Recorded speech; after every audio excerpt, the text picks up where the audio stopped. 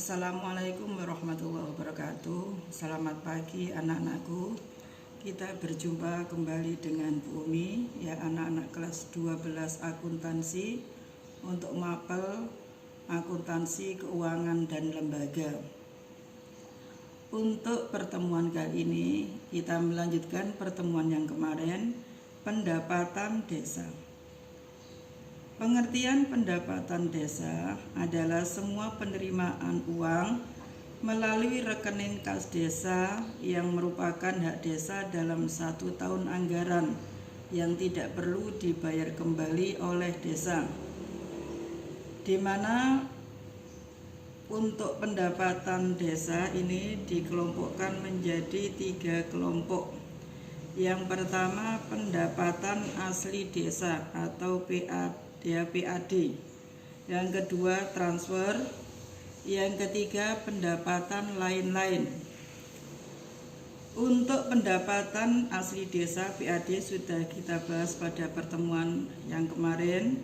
Untuk pertemuan kali ini kita bahas mengenai transfer.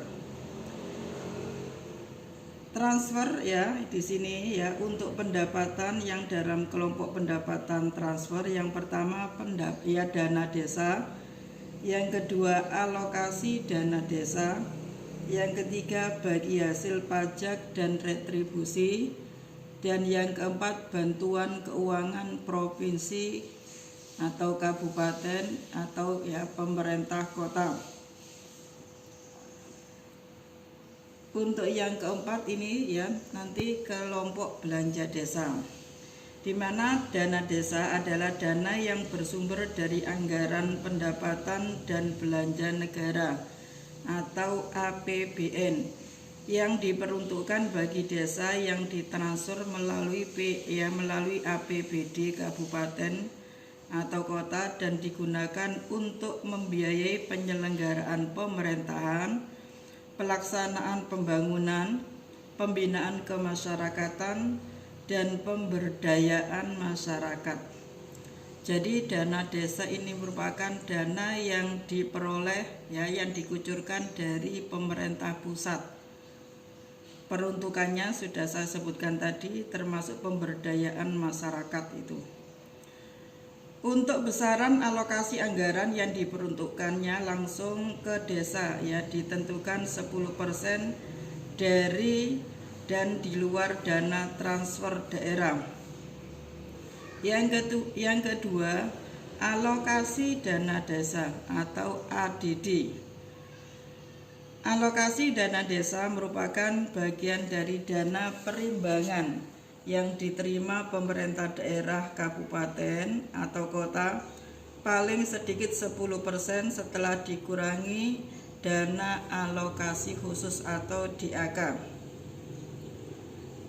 di mana ya yang harus dipertimbangkan dalam pengalokasian ADD ya kepada setiap desa adalah yang pertama, kebutuhan penghasilan tetap kepala desa dan perangkat desa.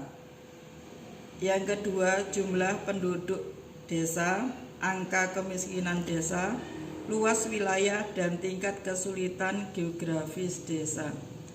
Dengan demikian tentunya setiap desa untuk penerimaan ADD-nya tidak sama, disesuaikan dengan kondisi yang ada di desa masing-masing. Yang ketiga, yang termasuk kelompok transfer ini adalah bagi hasil pajak dan retribusi. Untuk bagi hasil pajak dan retribusi ini merupakan penerimaan ya hasil pajak dan retribusi daerah, kabupaten atau kota, di mana pengalokasian bagian dari hasil pajak dan retribusi kepada desa tersebut ditetapkan dalam peraturan bupati atau wali kota dengan ketentuan sebagai berikut. Yang pertama, 60% dibagi secara merata kepada seluruh desa. Yang kedua, 40% dibagi secara proporsional realisasi penerimaan hasil pajak dan retribusi dari desa masing-masing. Ya, dengan demikian ini semakin besar ya pajak dari desa tersebut, tentunya nanti ya bagi hasil pajaknya juga akan semakin besar. Ya, saya kira untuk pertemuan kali ini ya, kalau ada pertanyaan silakan japri ke Bu Umi ya. Nanti kita berjumpa kembali tatap muka pada hari Selasa. Ya, jangan lupa ya. Saya akhiri ihdinas siratal mustaqim. Assalamualaikum warahmatullahi wabarakatuh.